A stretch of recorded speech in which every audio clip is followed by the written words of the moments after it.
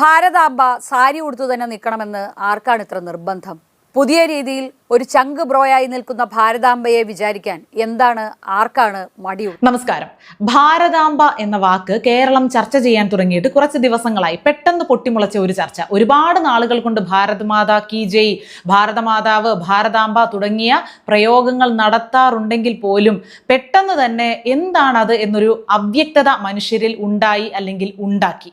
ഈ വിഷയം ചർച്ച ചെയ്യുന്നവരോ കേൾക്കുന്നവരോ ഈ ചർച്ചയിൽ ഉൾപ്പെട്ടിട്ടുള്ളവരോ ആയിട്ടുള്ള ബഹുഭൂരിപക്ഷം ആളുകൾക്കും ഭാരതാംബ എന്ന ആശയത്തിന്റെ ഉത്ഭവം അല്ലെങ്കിൽ അതിലൂടെ അർത്ഥമാക്കുന്നത് എന്തുദ്ദേശത്തിലാണ് ഭാരതാംബ, ഭാരതമാതാവ് എന്നൊക്കെയുള്ള പ്രയോഗങ്ങൾ നടത്തുന്നത് എന്നതിനെക്കുറിച്ച് പോലും നിശ്ചയമില്ല.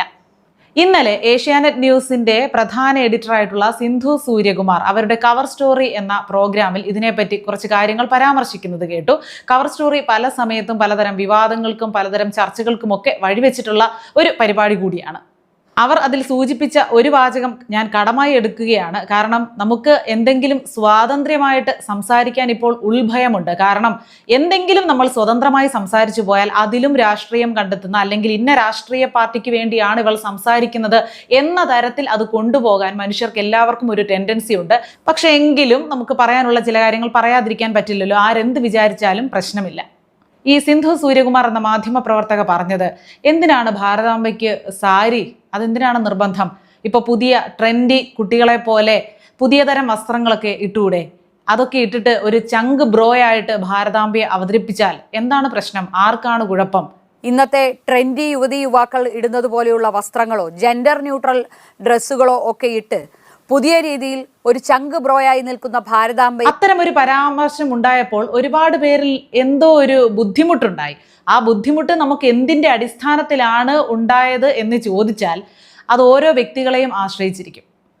ചില കാര്യങ്ങളുടെ ചില നന്മകളുണ്ട്, അതങ്ങനെ തന്നെ നിൽക്കാൻ നമ്മൾ ആഗ്രഹിക്കും. അല്ലെങ്കിൽ ചില നന്മകൾ അവശേഷിക്കുന്നത് കൊണ്ടാണ് സമൂഹം, നമ്മുടെ ലോകം, നമ്മൾ ജീവിക്കുന്ന ഇടമൊക്കെ ഇങ്ങനെയെങ്കിലും തുടർന്നു പോകുന്നത്. ഭാരതാംബ ആരാണ്? ഏതാണ് ഈ സ്ത്രീ? ഈ സ്ത്രീ ആരാണ് മുൻപ് കണ്ടിട്ടുള്ളത്? ഇതുപോലെയാണ് ഈ സ്ത്രീ ഇരിക്കുന്നതെന്ന് ആരാണ് പറഞ്ഞതെന്ന് പല പാർട്ടിയിൽപ്പെട്ട ആളുകൾ രാഷ്ട്രീയ മുതലെടുപ്പിന്റെ ഭാഗമായിട്ടും അറിവില്ലാത്ത മനുഷ്യർ അതിൻ്റെ ഭാഗമായിട്ടും ഒന്നിരുന്ന് ചിന്തിക്കാനോ അല്ലെങ്കിൽ ഒരു ഗവേഷണം നടത്താനോ ഒക്കെ മടിയുള്ള ആളുകളും ഇത്തരത്തിലുള്ള ചോദ്യങ്ങൾ ഉയർത്തി. കാണുന്ന കാര്യങ്ങൾ മാത്രം വിശ്വസിച്ചാണ് നമ്മൾ ജീവിക്കുന്നതെങ്കിൽ എന്തെല്ലാം കാര്യങ്ങൾ നമ്മൾ ഇല്ലാത്തതാണ് എന്ന് ഉറപ്പിച്ചു പറയേണ്ടി വരും. എല്ലാവരും ഒരു നിമിഷം ഒന്ന് ചിന്തിക്കണേ. കാണാത്ത പലതിനും എത്രയോ മനോഹരമായിട്ടുള്ള സങ്കല്പ ചിത്രങ്ങൾ നൽകി അതിൻ്റെ നന്മയെ അനുഭവിച്ച് മുന്നോട്ട് പോകുന്ന എത്രയോ ആളുകളുണ്ട്. അല്ലെങ്കിൽ നമ്മളിൽ ഭൂരിപക്ഷം ആളുകളും അങ്ങനെ തന്നെയല്ലേ? ഈ പറഞ്ഞതുപോലെ ഭാരതാംബയെ ബഹുമാനിക്കേണ്ടവർക്ക് ബഹുമാനിക്കാം, ബഹുമാനിക്കാതിരിക്കേണ്ടവർക്ക് അത് ചെയ്യാം, ഇതിനെക്കുറിച്ച് നിശബ്ദത പാലിക്കേണ്ടവർക്ക് അത് ചെയ്യാം. അതൊക്കെ ആപേക്ഷികമാണ്, അതൊക്കെ സ്വാതന്ത്ര്യമാണ്, നമ്മുടെ ഭരണഘടന നൽകുന്ന സ്വാതന്ത്ര്യം. ഭാരതാംബ എന്ന്, ഭാരത് മാതാ കി ജയ് എന്ന് നമ്മുടെ ഓരോ പട്ടാള വീരന്മാരും കൈ ഉയർത്തി വിളിച്ചു പറയുമ്പോൾ അവരിൽ ഉണ്ടാകുന്ന ഒരു സ്പിരിറ്റ് ഉണ്ട്. അവരാരും ഒരു പ്രത്യേക രാഷ്ട്രീയ പാർട്ടിയുടെ ആളുകളായതുകൊണ്ടല്ല. ഭൂമി എന്നത് നമ്മൾ സ്ത്രീലിംഗമായി ഉപയോഗിക്കുന്ന ഒരു പദമാണ്.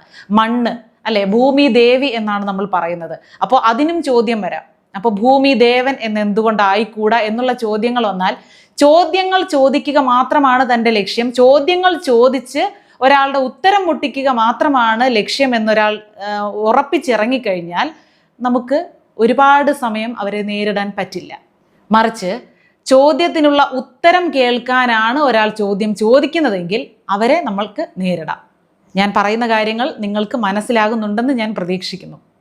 നമ്മൾ എത്രയോ നാളുകളായിട്ട് ഭാരതമാതാവ്, നമ്മുടെ മാതൃരാജ്യം, നമ്മുടെ ഭൂമി ദേവി, നമ്മുടെ മണ്ണ്, നമ്മുടെ മണ്ണിനെ നമ്മൾ അമ്മയായിട്ട് കാണുന്നു, നമ്മുടെ ഭാഷയെ നമ്മൾ അമ്മയായിട്ട് കാണുന്നു. ഒരമ്മയ്ക്ക് മാത്രം കഴിയുന്ന ചില കാര്യങ്ങൾ അല്ലെ, പണ്ട് തൊട്ട് ഭൂമി ദേവിയുടെ അത്രയും സഹനശക്തി, സഹനത്തെ ഭൂമിയോളം, നമ്മൾ ഇപ്പോഴും എന്നും പറയുന്ന കാര്യമല്ലേ, ഭൂമിയോളം ഞാൻ ക്ഷമിക്കും.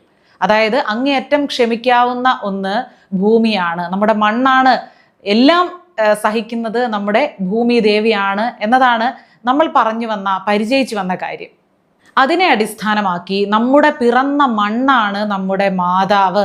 ആ മണ്ണിന് വേണ്ടി ആയിരിക്കണം ഓരോ ഭാരതീയരും തങ്ങളുടെ ജീവനും ജീവിതവും സമർപ്പിക്കേണ്ടത്. അമ്മയായ നാട് എന്ന് പാടി പഠിച്ചു വന്ന നമ്മളെല്ലാവരും അതെങ്ങനെ ഭാരതം മാതാവായി, അമ്മയായി എന്ന ചോദ്യത്തിലേക്ക് തിരിയുമ്പോൾ അനന്തമായി പരന്നു കിടക്കുന്ന ഭാരതീയരുടെ പൈതൃകത്തെയും സംസ്കാരത്തെയും ഒക്കെയാണ് നമ്മൾ ചോദ്യം ചെയ്യാൻ തുടങ്ങുന്നത്. അതിനെ കളങ്കപ്പെടുത്താനാണ് അറിഞ്ഞോ അറിയാതെയോ നമ്മൾ ശ്രമിക്കുന്നത് എന്ന് മനസ്സിലാക്കണം. വളരെ ലൈറ്റായിട്ടാണ് ഈ വിഷയം ഞാൻ സംസാരിക്കുന്നത്. പല നന്മകളും നമുക്ക് കൈമോശം വന്നു പോകുന്നതാണ് ഇന്ന് സമൂഹം ഇത്രത്തോളം അധപ്പതനത്തിലേക്ക് വരാൻ കാരണം. മാതാപിതാക്കളോട് പണ്ട് മക്കൾക്കുണ്ടായിരുന്ന സമീപനമല്ല ഇന്നുള്ളത്. പണ്ട് മക്കളോട് മാതാപിതാക്കൾക്കുണ്ടായിരുന്ന സമീപനമല്ല ഇപ്പോഴുള്ളത്. ബന്ധങ്ങളിലെ നന്മ നശിച്ചപ്പോൾ ഈ ലോകം ഒരു കുരുതിക്കളമായി മാറി, അല്ലേ? മുഴുവൻ ലോകത്തിൻ്റെ കാര്യമാണ് പറയുന്നത്. നമ്മുടെ ഇന്ത്യയുടെ അല്ലെങ്കിൽ കേരളത്തിൻ്റെ കാര്യം മാത്രം എടുക്കുക. ഓരോ സാമൂഹ്യ പ്രശ്നങ്ങളും ഉണ്ടാകുമ്പോൾ നോക്കിക്കോളൂ. ഇന്നും ഒരു സഹോദരൻ അടിച്ചു കൊന്നു. തിരുവനന്തപുരത്താണ് സംഭവിച്ചത്. മനുഷ്യരിലെ ബന്ധങ്ങൾ ഇല്ലാതാകുന്നു, ബന്ധങ്ങളിലെ നന്മ ഇല്ലാതാകുന്നു. ഇതൊക്കെയാണ് ഇതിൻ്റെ മൂലകാരണങ്ങൾ. മനുഷ്യബന്ധങ്ങളിൽ മാത്രമല്ല, ഓരോ കാര്യത്തിലും, നമ്മുടെ ചിന്തകളിലും, നമ്മുടെ സ്വപ്നങ്ങളിലും, വാക്കിലും, അല്ലേ, നമ്മുടെ ഓർമ്മകളിൽ പോലും ഓരോ നന്മകളുണ്ട്. പണ്ട് വർഷങ്ങൾക്ക് മുമ്പുള്ള ഫോട്ടോകളൊക്കെ എടുത്തിട്ട് പണ്ടുകാലത്തെ വീട്, നമ്മൾ പണ്ട് കഴിച്ച ഈ മിഠായി ഓർമ്മയുണ്ടോ കൂട്ടുകാരെ, അല്ലെങ്കിൽ ഈ പേന കൊണ്ട് എഴുതിയത് ഓർമ്മയുണ്ടോ എന്നൊക്കെ ചോദിച്ച ആളുകൾ ഇങ്ങനെ സോഷ്യൽ മീഡിയയിലേക്ക് ഓരോ ചിത്രങ്ങൾ പോസ്റ്റ് ചെയ്യാറുണ്ട്. അത് കാണുമ്പോൾ നമ്മളിൽ ഉണ്ടാകുന്ന ഒരു വികാരം എന്താണെന്ന് അറിയില്ല. അത്തരം പോസ്റ്റുകൾക്ക് ഒരുപാട് പേർ ലൈക്ക് ചെയ്യാറുണ്ട്. എന്തുകൊണ്ടാണ്? നമ്മളെ നന്മയുള്ള ഒരു കാലത്തേക്ക് തിരിച്ചു കൊണ്ടുപോകുന്നു ആ ചിത്രമെന്ന് പറയും. ഒരു തവണ കൂടി നമ്മുടെ പഴയ കാലത്തിലേക്ക്, നമ്മുടെ ബാല്യത്തിലേക്ക് തിരിച്ചു പോകാൻ ആഗ്രഹിക്കുന്നവരാണ് ഓരോരുത്തരും. നമുക്ക് എത്ര പട്ടിണിയുള്ള ഒരു സമയമായിരുന്നു അതെന്ന് പറഞ്ഞാലും നമ്മളെപ്പോഴും പറയുന്നത് എന്താ? അന്നൊക്കെ ആഹാരത്തിന് വേണ്ടി നമ്മൾ ആഗ്രഹിച്ചിരുന്നു, അല്ലെങ്കിൽ നല്ലൊരു ഡ്രസ്സിന് വേണ്ടി ആഗ്രഹിച്ചിരുന്നു. ഇന്നെല്ലാം ഉണ്ട്, പക്ഷെ അന്ന് കിട്ടിയ സമാധാനമില്ല. ആ പട്ടിണിയിൽ നമ്മൾ എത്ര സന്തോഷം കണ്ടെത്തിയിരുന്നു, ഇന്ന് സന്തോഷമില്ല എന്ന് പരാതി പറയാത്തവരായിട്ട് ഇന്ന് ഈ 2025 ജീവിക്കുന്ന ഒരു മനുഷ്യരുമില്ല എന്നാണ് എനിക്ക് തോന്നുന്നത്.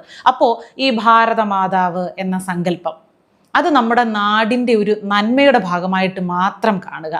ഒരു പാർട്ടിയുടെയും ഇത് നമ്മൾ ആരും ഒന്നും കേൾക്കേണ്ട, പ്രത്യേക ഒരു പാർട്ടിയെ ഒന്നും നമ്മൾ നോക്കേണ്ട. നമ്മുടെ ഇൻഡിപെൻഡൻസ് മൂവ്മെന്റിന്റെ സമയത്ത് ഉയർന്നു വന്ന ഭാരതാംബ എന്ന ആശയത്തെ പറ്റിയോ, വന്ദേമാതരം എന്ന ആ വരികളുടെ അർത്ഥം നമ്മുടെ അമ്മയ്ക്ക് മുന്നിൽ നമ്മൾ നമിക്കുന്നു എന്നതാണെന്നുള്ളതിനെ പറ്റിയോ പോലും നമ്മളൊന്നും ചിന്തിക്കേണ്ട, അതൊന്നും അറിയണ്ട. നമ്മുടെ മൂവർണ്ണ പതാക, അതിലെ ആ കുങ്കുമ നിറം എന്തുദ്ദേശിക്കുന്നു, ആ വെള്ള നിറം എന്തുദ്ദേശിക്കുന്നു, പച്ച നിറം എന്താണ് ഉദ്ദേശിക്കുന്നത്, ഇതിനെക്കുറിച്ചൊന്നും ശാസ്ത്രീയമായി അറിയില്ലെങ്കിൽ വേണ്ട, നിങ്ങൾക്ക് ചരിത്രം അറിയില്ലെങ്കിൽ വേണ്ട.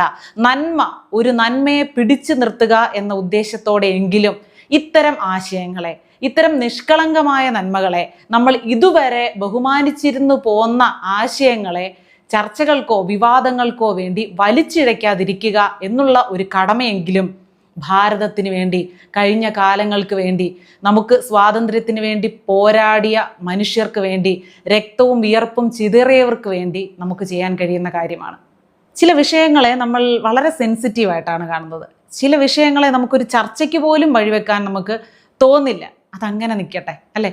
ചില പൂവ് കാണുമ്പോൾ നമുക്ക് അതിനെ നോക്കിക്കൊണ്ടിരിക്കാനും സ്നേഹിക്കാനും അല്ലാതെ അത് പറിച്ചെടുക്കാൻ നമുക്ക് തോന്നില്ല. അതുകൊണ്ട് എൻ്റെ ഈ വീഡിയോയ്ക്ക് ഒറ്റ ഉദ്ദേശമേ ഉള്ളൂ, ഒരു രാഷ്ട്രീയ താല്പര്യങ്ങളുമില്ല. നമ്മുടെ ഭാരത മണ്ണിനെയും നമ്മളെ പെറ്റ നമ്മുടെ അമ്മയെയും സ്നേഹിക്കുന്ന ഓരോ മനുഷ്യരും നന്മ മനസ്സിൽ നിന്ന് ചോരാതെ സൂക്ഷിക്കുക. അനാവശ്യമായ രാഷ്ട്രീയ മുതലെടുപ്പുകളാണ് ഇത്തരം ചർച്ചകളിലൂടെ ഈ മനുഷ്യർ ഉദ്ദേശിക്കുന്നത് എന്ന് തിരിച്ചറിയുക. നമ്മളിലെ നന്മ നമ്മൾ സൂക്ഷിക്കുക.